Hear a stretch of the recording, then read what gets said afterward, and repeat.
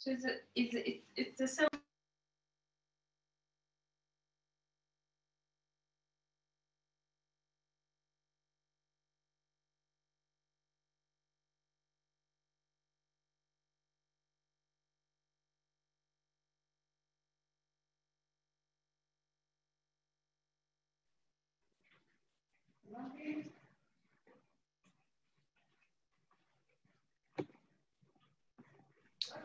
Good morning, everyone, and good day.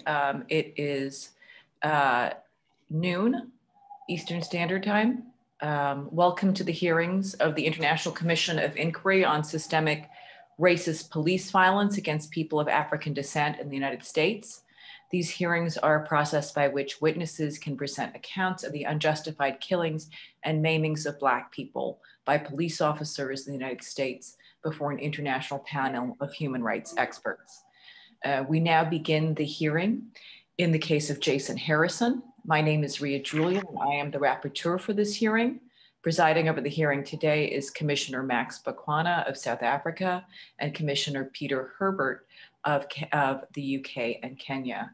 The witness for this hearing is Attorney Geoff Henley. There will be 50 minutes for this hearing. The witness will testify, followed by a period of questions from commissioners. I will call time at the 30-minute mark, and at the 45-minute mark, please excuse my interruptions, Commissioners Boqwana and Herbert, I now present to you your first witness, Mr. Geoff Henley. Go ahead. Good morning, commissioners. Mr. Henley, if I could kindly swear you in first. I Sure. understand there's also a video that's going to be played at the top of your presentation. Mr. Henley, please confirm your name. Geoff Henley. Do you promise that your testimony to the Commission of Inquiry will be true to the best of your knowledge and belief? Absolutely. You may begin. Thank you. So before I begin, we're going to play excerpt from the video that actually went, it was on CNN and a variety of other places.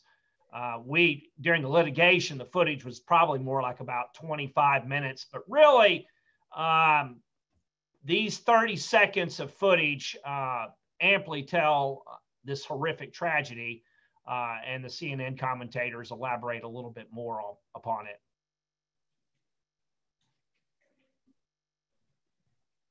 Tonight, another body cam video is putting a spotlight on deadly police force and sparking anger. The family of Jason Harrison, a mentally ill man shot dead by 2 Dallas officers, say they want the video to spark reforms in how police interact with the mentally ill. The day that Jason Harrison died, his mother had called police for help getting him to the hospital. Now, we want to warn you, the video is very graphic and obviously disturbing to watch. We'll let you decide what to make of it. Randy Kay has more. 2 Dallas police officers arriving for what they expect will be a routine disturbance call. Other officers had been to this home dozens of times before. This time would be different, and it's all about to be captured on the officer's body camera.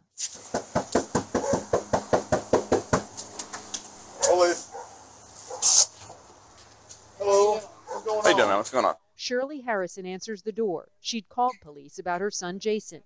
He's bipolar schizophrenic and off his medication. She's trying to get him to the hospital. Oh, this is off the chain. Incoherent. Who's that? Chopping up people in the sun. Bipolar schizo. What's going on? As Shirley walks out, police notice a screwdriver in her son Jason's hand. What happens next is hard to watch. Drop that for me. Drop that for me, guy. Jay! Drop it. Jay! Drop it. Jay! Oh, they killed us now! Oh, they killed us now! Within 10 seconds of the front door being opened, Jason Harrison lay dying in his own driveway, shot at least 5 times, twice in the back, by Officer John Rogers and Andrew Hutchins, who is wearing the body camera.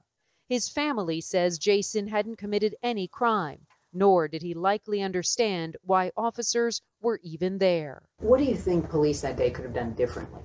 They should not have been yelling orders off the top, because you've got someone that's mental, they're already confused. Now you stick a gun in their face and you yell at them. When Shirley Harrison had called 911 for help, she told them her son was mentally ill and needed to get to a hospital. They didn't take him to Parkland. They took him to the morgue. So why did the officers open fire? Dallas police wouldn't talk to us, but the attorney for the officers did. Was there any other option other than deadly force in this case? No, there's not, because this is a deadly force encounter, and when you respond to lethal force, you respond to that with lethal force. A taser is a less lethal item. Soon after the shooting, the officers signed affidavits about what happened. Both say Jason Harrison lunged at them, but here's the thing. Officer Hutchins says he lunged at Officer Rogers first and raised the screwdriver in the air. Officer Rogers says he lunged at Officer Hutchins first. Both officers agreed, though, that the screwdriver could have been used as a deadly puncture weapon. With Jason bleeding out in the driveway, backup arrives. Listen as Officer Hutchins tries to explain to the others why they fired. He was in the doorway. He had a screwdriver. We had this behind us. We had to shoot. He came at us. But did he? Watch again. Drop that for me. Drop that for me, guy. Jay! Drop it. Jay! Drop it. Jay! The Harrisons' family attorney says if Jason had really lunged at the officer, you would have seen his whole body fill the screen of the body camera. No, he didn't lunge, he didn't stab, he didn't jab. There was no thrust, there was no Zorro move. And what about after the shooting? The officers continued to yell at him to drop his weapon as he lay motionless. Listen. We're all right, man. It's all right, buddy. Drop it, guy. Put the damn thing down! Put the screwdriver down! Oh, man. After several minutes, Officer Rogers gets close enough to remove the screwdriver from the victim's hand, and then puts his hands behind his back. We handcuff him? Jason Harrison's mother had specifically requested officers who were trained to deal with the mentally ill answer this call. The attorney for these officers tell us they do have that training. About 5.5 minutes after the shooting, the ambulance arrives, but it was too late. Just 38, Jason Harrison was already dead.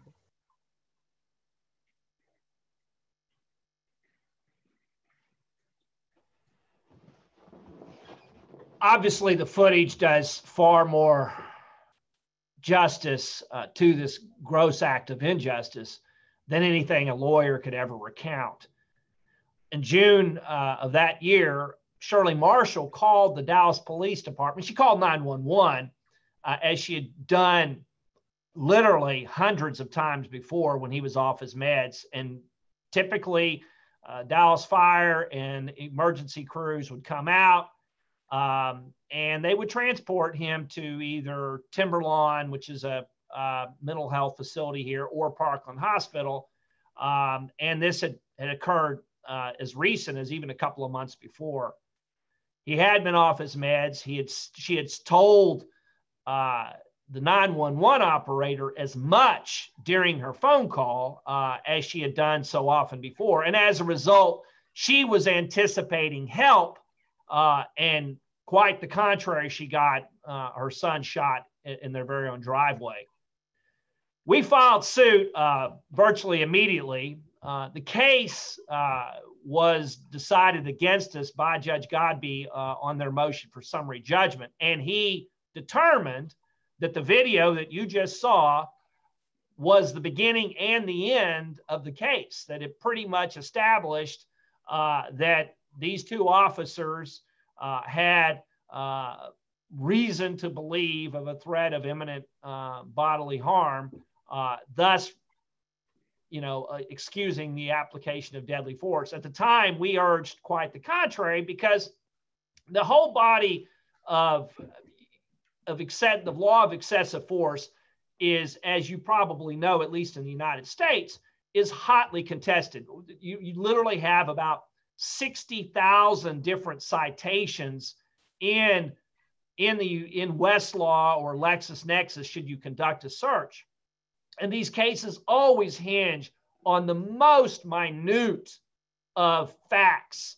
The city, in this particular case, literally had the body cam portion broken down frame by frame. And in a second of frame, you can typically get 30 stills.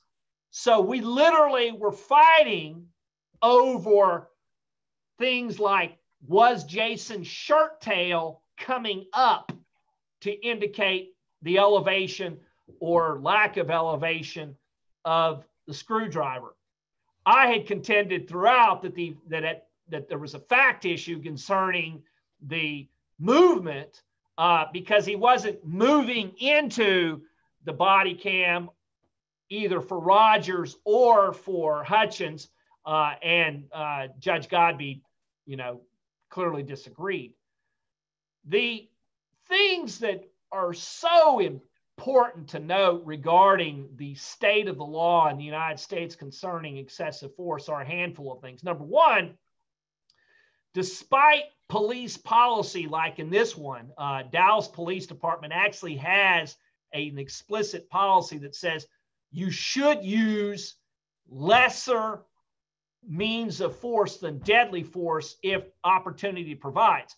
And as we maintained in this litigation, and as I routinely maintain in these cases, is the cops are the architects of the situations. They are typically the ones who control the time, the space, the area of the engagement. In this particular case, of course, we knew the police knocked on the door. They're there. They're the ones who are setting the spacing from the beginning. And then, of course, when Jason appeared in the doorway holding the screwdriver, the dynamic changed. But what was important to note is neither one of those officers backed up, gave him some space, tried to talk him off the ledge. Instead, it's raising the tempo of the engagement. And the problem, at least in the Fifth Circuit and a handful of other circuits, there's actually a division on the law in the United States over this particular thing. And I don't think that the Supremes are ever going to take this up, but they might. And that is in the Fifth Circuit and a handful of other circuits, if the officer has, at the very instant that deadly force is applied, has a basis, then he may do so. But even if the officer is the one who lit the fuse for the use of deadly force, and so as a result, I find myself frequently arguing that they bootstrap the use of deadly force by creating, stumbling into a situation or overreacting about some act that may or may not precipitate another reaction by the individual who they were either supposed to help or indeed a criminal suspect. That is, the officers can absolutely rely upon vindication in the form of either in the form of determining that there was either qualified immunity or that there was no constitutional violation, because at that moment in time, that deadly force, that is the very instant, the nanosecond when the trigger is squeezed or when some other act that is employed for deadly force, as long as the officer at that point in time is in some sort of jeopardy, then he is fully excused, irrespective of what it was that he did leading up to this instance. And in this particular case, they had Jason Harrison trapped, because again, this is a man who's schizophrenic and he's on his own front porch. Now, I didn't mention in the statement that I'd made, but I had actually litigated another similar case involving a young Hispanic male, but this involved the Garland Police Department about 8 years before. And in that case, it was a similar situation. A mother had called 911 saying that her child, in this case, he was around 15 years old, was suicidal, but he had a knife. And he had a knife and he was in his own bedroom, mind you, his own bedroom. And the officer who came out to the scene was by himself, walked into the house, and this kid is in his own bedroom and he's just sort of gesturing mildly against his own belly with what was a garden variety steak knife. And immediately the officer jumped into this combat mode with, telling him, drop the knife, drop the knife, drop the knife, suete cuchillo, suete, in both English and Spanish to do this.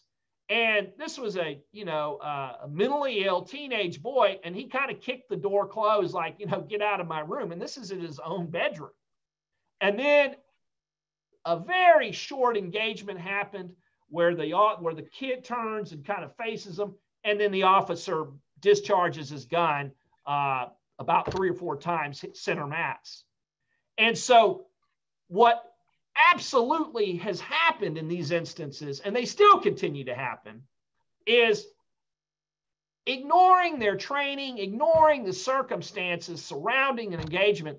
The officers get excused because at the moment that they've kind of rattled their prey or agitated the individual, if that person does something that is remotely threatening, then there's no violation. As we hinted at, I mean, I know that the commission is naturally has asked, well, how much express or explicit racism did you see in this instance? I have to tell you, it happened so fast for me. I don't know that I feel as comfortable even making such a statement. What I will tell you, though, is about some other litigation I've had involving the Dallas Police Department, where there absolutely was explicit intolerance. In one instance, it was a white subject who this was moronic, what took place. I couldn't believe that a cop would even think that this is, even conceivable. But because my client had failed to defend the honor of his girlfriend by confronting his friend about an allegation, the cop took it upon himself to punch him in the rib cage 4 times while he's handcuffed, and calling him a faggot, a coward, and I think a pussy as well. I definitely remember the faggot and the coward.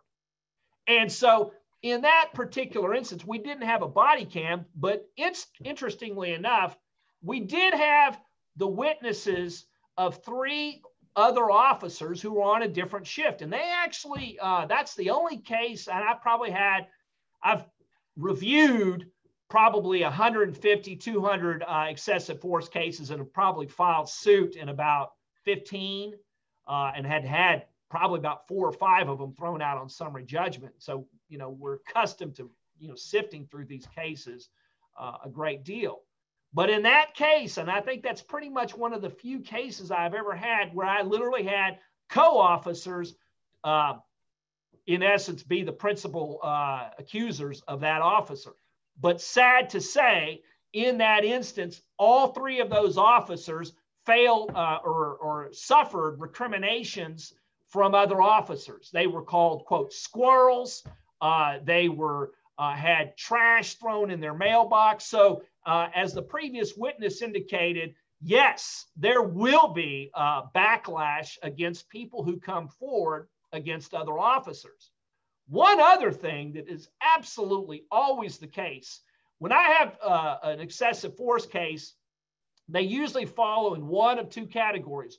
One where either they circle the wagons around the cop, or management and the brass, in essence, throw them under the bus because it's just so obvious, so clear that no one can possibly attempt to exonerate them. But one group always stands behind the police officer pretty much no matter how bad the facts are, and that's the police associations. They absolutely have no compunction about attempting to exonerate even the most egregious of acts. That everything always comes down to, well, you weren't in his shoes at that moment in time, even if there's no threat, no credible threat, if the person's unarmed, and irrespective of what the relationship is, they will exonerate. And why does that matter? Because civic leaders listen to those unions. Civic leaders know that they cannot get elected in many instances if they don't have the backing of the police union. And the officers and the brass who lead them recognize too that they cannot manage these officers when they're dealing with a really combative union. Chief Brown, Chief David Brown, who became a nationwide figure following the shootings here in Dallas, right before, just months before all of the riots that resulted in the death of those 5 officers, was pretty much about to get swept out of office because the Dallas Police Association was so antagonistic. They were making his job virtually impossible. So there is absolute tremendous political and social power that is often wielded to exonerate, protect these officers, and it comes to play in just about every instance.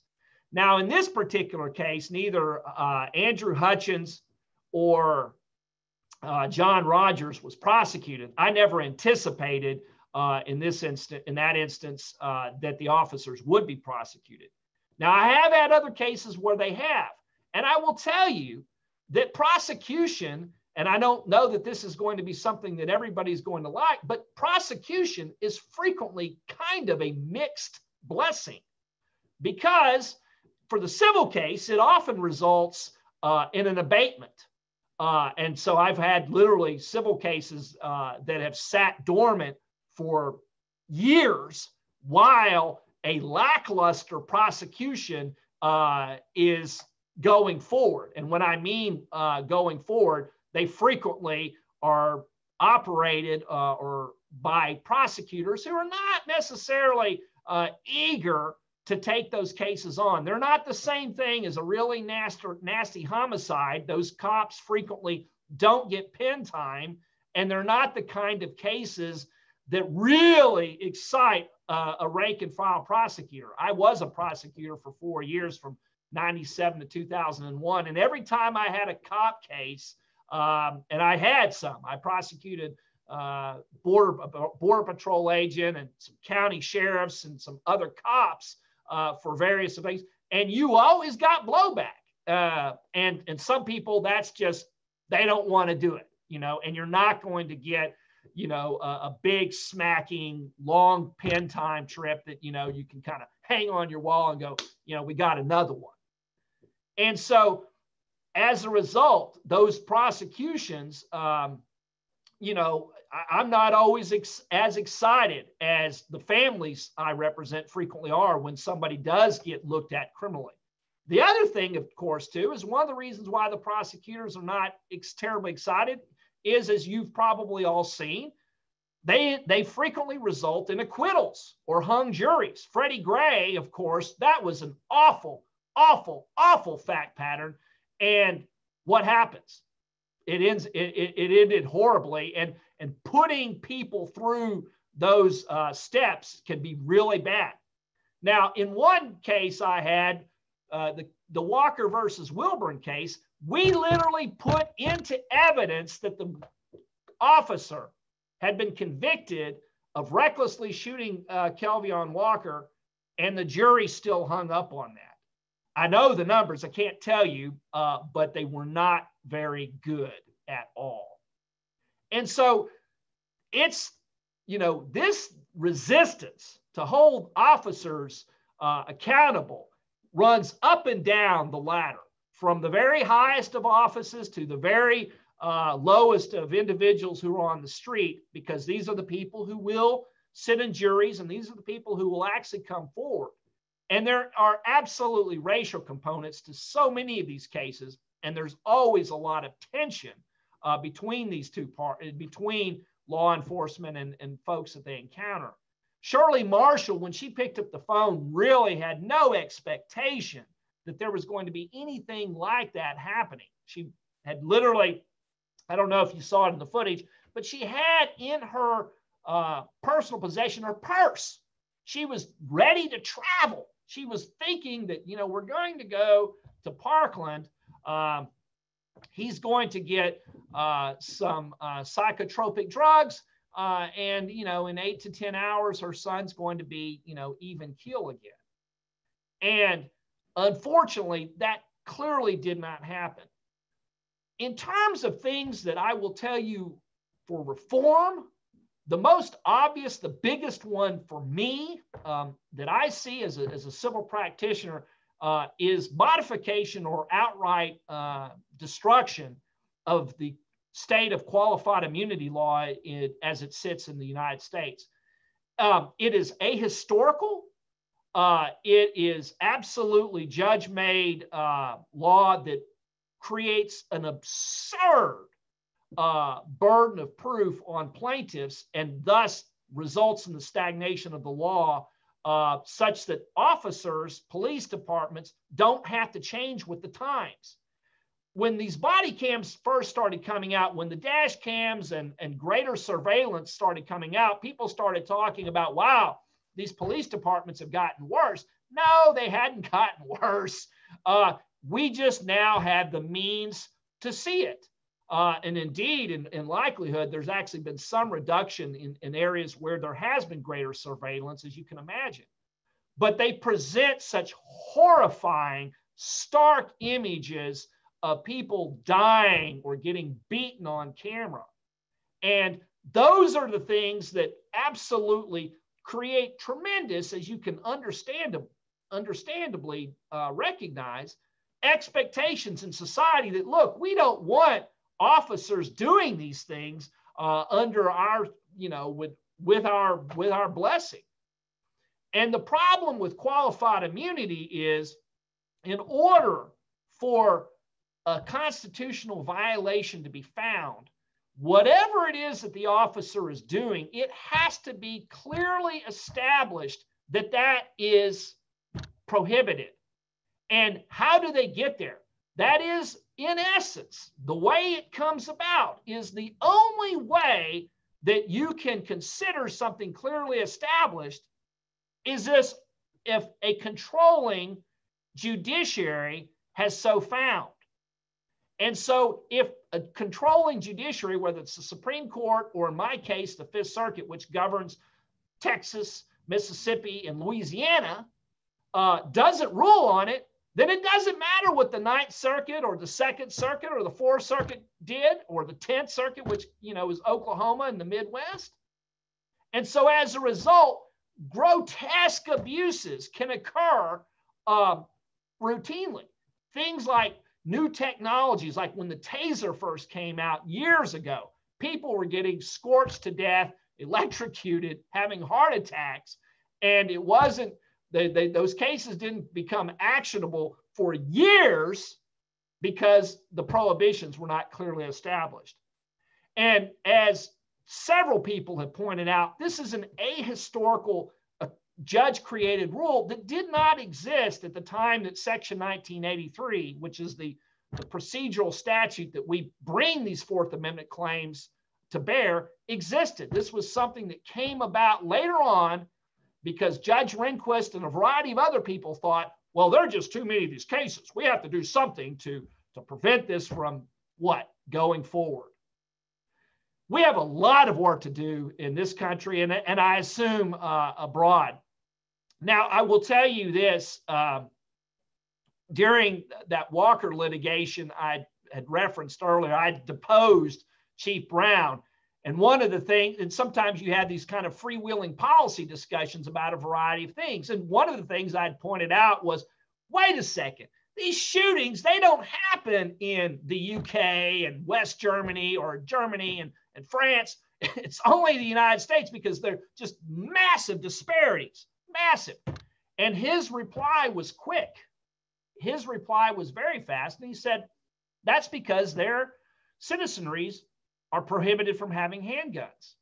And so law enforcement here in the United States operate on the premise that, you know what?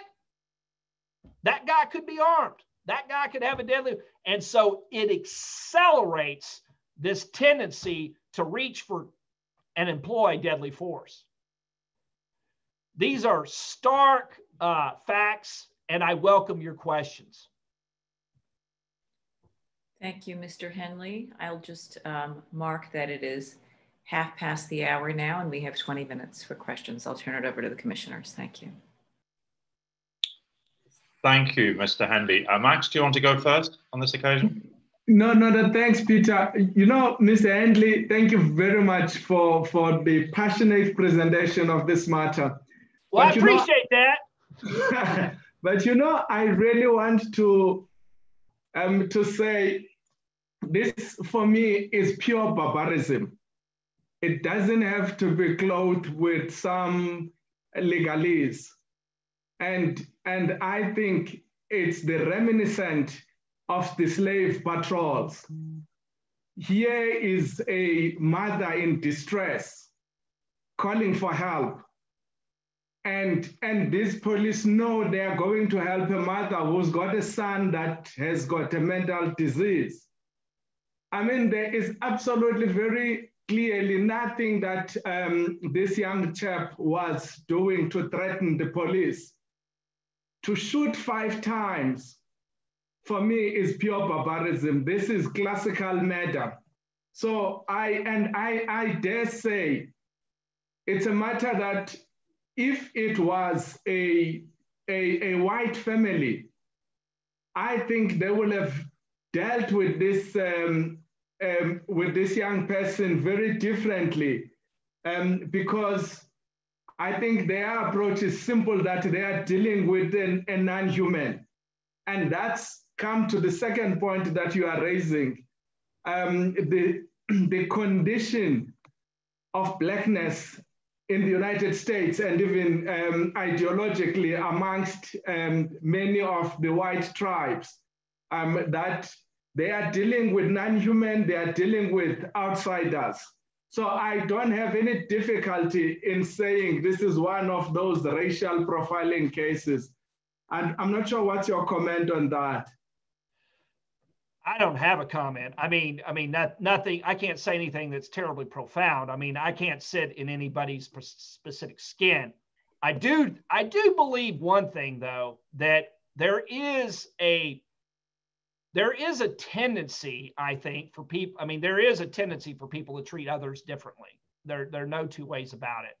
And I absolutely think, and I've seen this time and time again in cases where there's something that happens in the first interaction between an officer and a subject. And I always, in the office, I'll tell people, it's like, this is when it got bad. This is when it turned. Because when you first hear Hutchins and Rogers, they both say, you know, hey, how's it going, man? Or something like that. But then they just immediately fix. I mean, and this is all instantaneous. I mean, this is all, you know, this is the kind of thing that Olympic swimmers get measured by. Like, you know, not a second, not a hundredth of a second, but literally thousandths of a second type inquiries. And it goes from 0 to 60 almost immediately. And what I could easily imagine is if that had been a white kid, that it probably would not have gone that fast before they're already drawing their fire. That sense of, hey, I'd better go ahead and put them down, that they might have been more inclined to step back, walk away, or maybe not, you know, move back a little bit. Now, interestingly enough, about this same time, there was another case that happened here locally. And this was actually a white subject who was in a chair, and he was mentally ill too. And in that instance, the officer walked up, and the mentally ill guy just kind of stood up, and the officer shot him. And he didn't even have an object in his hand. Now, in that particular case, he was fired and he was charged criminally. But as indicated before, the police union still circled around him, asserting that, you know, it was a danger, you know, and the fact is the only reason why the world knew that there was no danger is because there happened to be a surveillance camera on a neighbor's house. And so one of the things that happens in these cases, in Dallas in particular, is the narrative changes. In Dallas, the officers are actually allowed 3 days before they have to commit to a written statement. And that allows them to view the videotape and, you know, frame the narrative around it if they want. Whereas if you're a witness at that scene, they're going to drag you down to the station right there and say, you know, what you see? And they're going to pull out all that stuff without the benefit of a police union lawyer and without the benefit of seeing a body cam so that you could, you know, change your narrative. So, you know, in terms of the reaction, yeah, I could easily imagine them being certainly less sensitive because, you know, cops are not sensitive people. I mean, purely and simply. And one of the things that frequently happens, I've had about 3 of these mental health cases now, and they frankly they've all ended poorly. They've resulted in the death of somebody, but it's been, and one involved a summary judgment grant. Two of the 3 involved grants of summary judgment. We're presently appealing one of them, and that is, the cops are ill-equipped for these things. But the paramedics will assert, and the cops will assert too, and it's never really quite clear who's got the leadership role at the scene, that before they'll let the paramedics do their job, the cops need to, you know, secure the area. Well, you know, shooting them isn't the way that we hope that will happen. I think you said that you had another question that related. Yeah, no, that's fine. Peter will proceed. Thanks. Thank you. I just wanted to pick up a couple of things and to reflect back on the discussion. I think one previous contributor had said that it's a case of a few bad apples, and I think that's a analysis that we've rejected for many, many years in Europe. This is so prevalent that the level of police killings and abuse cannot be down to just a few bad apples, but it's actually far more widespread, and that's what I'm hearing in these hearings.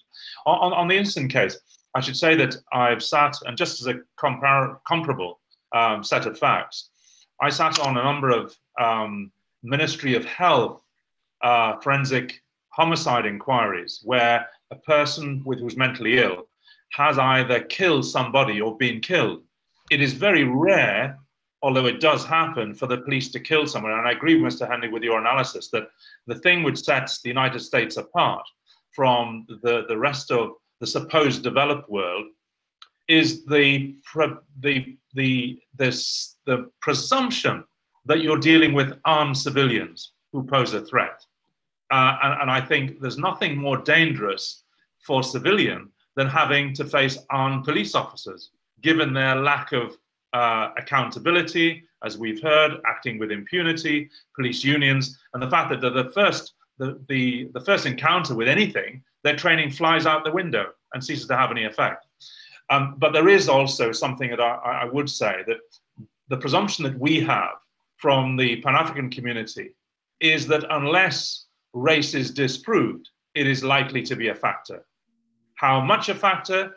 But it is very rare, if exceptionally, it is never a factor in the interaction of a person of color and a police officer in these communities. And that goes to the United Kingdom as well. So to give you one example, and I'd ask you this, is one of the solutions and one of the toolbox of solutions which must be implemented across the US for anybody who is mentally ill, the last people you call is a police officer.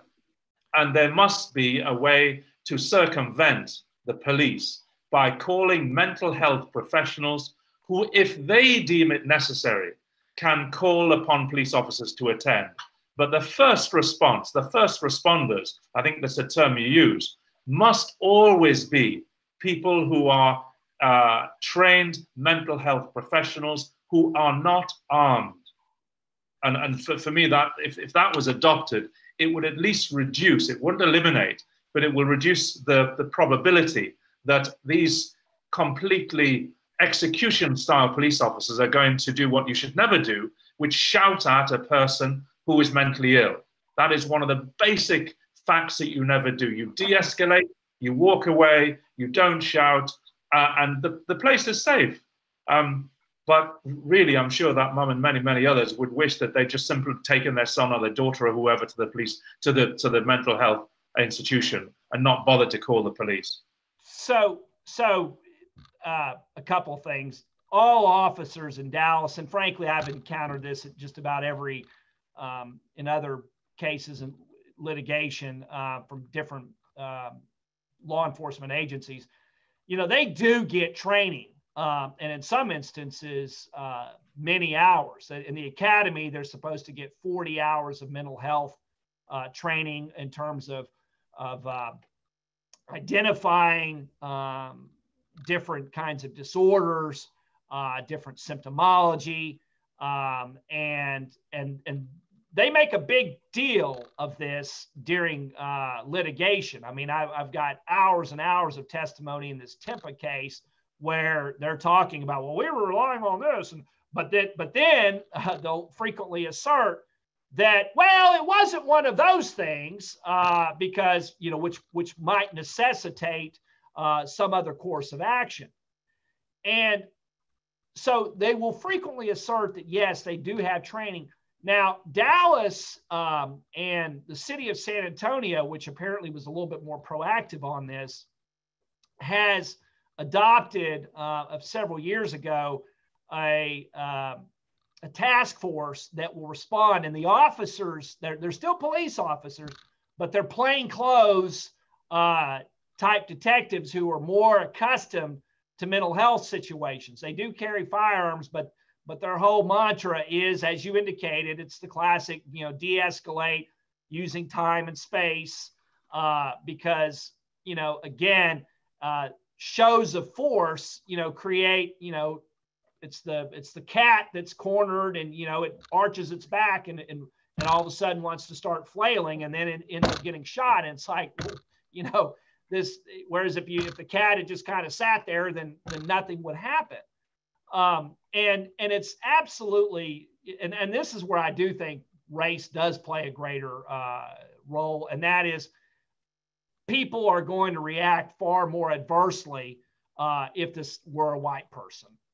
There's just going to be, in terms of the powers that be, the neighborhood. I mean, I live in a rich neighborhood. I live in probably, you know, the 1% neighborhood in Dallas. It's actually well within the city limits, but it's actually its own township. And something like this would never happen in Highland Park. It just wouldn't. You know, in the neighborhood I live in, when I hear a police department, when I hear sirens and an ambulance, I always think, well, okay, I guess some elderly lady must have slipped in the shower, and they're carting somebody off to you know, take them to, you know, to the hospital because they're having a cardiac arrest.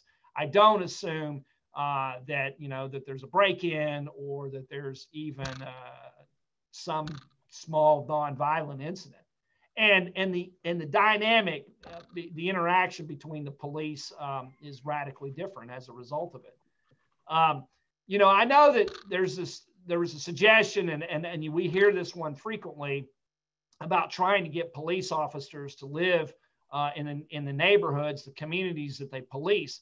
Well, in Dallas, that just absolutely really hasn't happened. In fact, there's actually a tendency by the officers to move outward. There's actually a pretty large community of them who live in what's pretty much a quasi-rural area, and that is they can get more, have a bigger, you know, patch of land and some of those other things, as opposed to being, you know, in a community where they would be policing. I mean, I think, you know, as with any social or political problem, it's always about power. It's always about money. And who has it and who can apply the resources that they need to affect change. The previous speaker had talked about, you know, tapping into the police union funds. That's actually a pretty creative idea in terms of reducing moral hazard. One thing that happens in litigation frequently, and I will get this, I will have veiled threats made by city attorneys that, you know what, if this guy gets convicted, there may not be indemnity, because even though the cities do have contractual indemnity, they have exceptions for criminal acts. And it's like, you know, there's this kind of game that they'll play like, well, you know, we do indemnify excessive force, but we don't indemnify criminal acts. It's like, wait a second, this man was shot intentionally, knowingly, and recklessly in the course and scope of his employment and under the color of law. And you're going to assert that, well, you know, as long as you don't call it criminal, we'll go ahead and pay. And of course, you know, that's the kind of thing that they'll do to try, you know, as a negotiating tactic to, you know, make you think twice about an offer that may be presently made. It has to, you know, you have to pull the levers. It's, you know, protests are nice and they're useful for bringing up public awareness, but at least for excessive force, it's most of it's going to happen in the judiciary. I do not see any acts of Congress, much less any state statutes, and certainly no city ordinances that are going to come forward in this area. It's going to have to be in the realm of you know, altering qualified immunity and addressing Fourth Amendment precedents. But Mr. Henley, what is the continued justification for this immunity law? Because it's quite clearly, it's providing impunity. And one can dare say, looking at the statistics of the matters that we are talking about, or even the statistics of the prisoners in the United States, that to the extent that this is mainly applicable to the people of color, there seems to be no enthusiasm to tamper with it. So we've all, as lawyers, we've all heard at some point in time, ignorance of the law is no defense, right? You know, it was one of the first things that you learned, and it's so axiomatic that you don't ever talk about it. Well, qualified immunity is actually one of the areas where ignorance of the law actually kind of is a defense. And so, and the point is unless it's just been so applied uniformly, then it's not going to be, you know, considered controlling. Well, here's the problem, of course, or the origin of what it is that you're talking about kind of goes back to Graham versus Connor, where the dicta that Rehnquist had in there was, you know, officers have to make split-second decisions, you know, instant, in fast, tense, often changing circumstances. And the whole idea is that the judge is not going to second guess officer conduct on the street from the safety and you know, the solace of his chambers. Qualified immunity provides an overlay on that, which says, look, not only do we have to talk about what the officer is sort of objectively encountering on the fast-making movement on the street, but we need to sit there and take into account what the law is and what other people may, what other tribunals have said about some specific kind of application of force or some specific behavior. And the position that the courts take is they're not going, that any officer is not, you know, Mr. Sells had talked about suing the police for negligence. Negligence does not matter. You absolutely do not. I don't ever plead negligence in any kind of pleading at all, because there is a battery, so many hundreds of cases that say we're not, there is no actionable claim for negligence against a police officer in an excessive force case. You have to show gross deviations or knowing violations of some particular standard of care. So it's practically a criminal standard, because the rationale, which I think you're getting at, Commissioner, is the courts are not wanting to incessantly second guess the officer's judgment on the street. It's tremendously deferential, and it's overly so. Commissioners, I just want to call time. We're approaching the 12:50 mark. We have about a minute more. If there's anything in closing you'd like to ask. I just have something in closing, but I think Peter can ask a question. Just the fact that you mentioned, Mr. Henley, that there is best practice in other police forces in other parts of the world. I think Finland, Norway, even France, Germany have far lower rates of police homicide than the United States. And you made the analogy about the fact that they do not expect civilians to be armed. And I was just wondering, the phrase defund the police, but actually what ought to happen in the US, as far as from an outsider's perspective, is that police should be disarmed. And if that means disarming civilians, well, so be it. But the level of killings with firearms, it's like a war zone viewed from outside. And I really think there has to be, and you're making a link, it would appear, between the arming of civilians and the frequency with which firearms are licensed in the US and the way in which the police even justify some of their perception, go into situations expecting to have an armed civilian to deal with. There is a massive, there is absolutely no comparison. It's been a few years since I've looked at those tables, but whereas we have hundreds of shootings a year nationwide, the UK might have 2 or 3. We're talking about staggering differences, wholly beyond comparison. And I'll never forget being on a trip to Europe years ago, seeing a fist fight in Frankfurt, and at how I was astounded at how deferential those German police officers were to the belligerents, and they weren't pulling out batons like I would have imagined would take place in Dallas or even New York. As far as disarming the citizenry or the police in the United States, good luck with that one.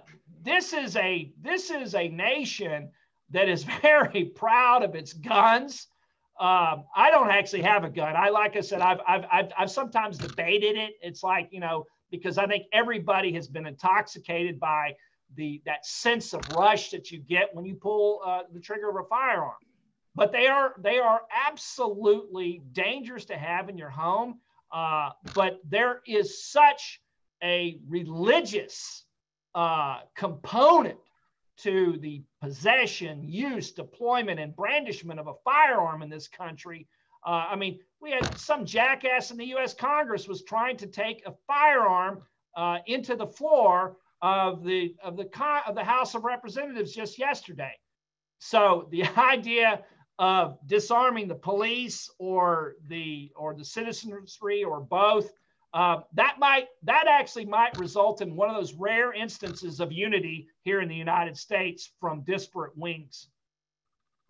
Mr. Henley, thank you very much, and thanks Ria for that. And it's scary when Mr. Henley says guns are part of religion, but I think we have come to the end of this matter, and I think those of us that are from the diaspora need to denounce the US false notion of being a leader of the civilized world.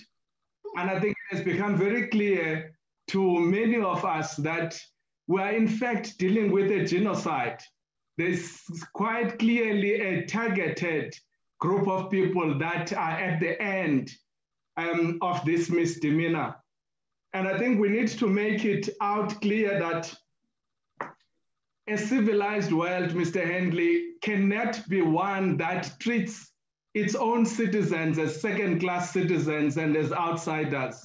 I think to the colleagues that are here, Bert Lyon and Lennox, we have now started on a journey, which I think is a very, very important journey that will expose the atrocities that we've been dealing with, that we will look at creative ways of calling for accountability, and that in the end, we will be able to challenge the system that encourages and protects police that are involved in heinous crimes. So thank you very much for inviting me and Peter. It has been very difficult hearings, but I think kudos to all of you for this initiative. Thank you very much. Thank you so much for your time and interest. Thank you. Thank you. I think I'd pick and not repeat what Max has said, but certainly these crimes against African Americans and Hispanics and others, actually, people of color, will, if they're rectified, will benefit the whole of American society. That is the irony. Generally, when you fight racism and injustice, everybody benefits, even police officers benefit. Oh, sure. Because, as I think Gandhi said, when you perpetrate injustice, actually the perpetrators themselves suffer. They may not see it, they may not understand it, but they do. And on the basis of international law, it's my understanding that these crimes are crimes against humanity. They are directed at a particular ethnic group or groups, and they are widespread and systematic. And I think that it is for the international community to call out the United States. And I certainly hear repeatedly saying this is the greatest country on earth. The greatest country on earth does not do this to its citizens. It does not do this. And therefore, I think the way in which America perceives itself and its democracy, and it just picking up on what Mr. Henley said, I've never seen such restraint exhibited by police officers as I saw with the Capitol building. Very great restraint was used. So that, for me, gives the lie to the fact that this is somehow something that happens elsewhere. When they see it being necessary, or they see their own, then they're capable of exercising such great restraint. And I know there were some injuries, fatalities, which I obviously abhor, but as a generality, even the German police or Finnish would exercise some baton control if they saw their parliament, their Reichstag, etc., being invaded in this way. So I'll leave you with that. But I think it is time. And thank you very much, everybody, for putting this together. Max, for your expert expert commentary, and Ria and others, too numerous to mention, but putting this together. I've really found this a saddening but beneficial exercise, and I pay tribute to all those victims and all those victims to come of police brutality, whatever their ethnic origin, age, nationality, gender may be. Thank you. Thanks, Peter. Thank you all. And this concludes the hearing in the case of Jason Harrison. Hearings will resume tomorrow. Thank you. Thank you.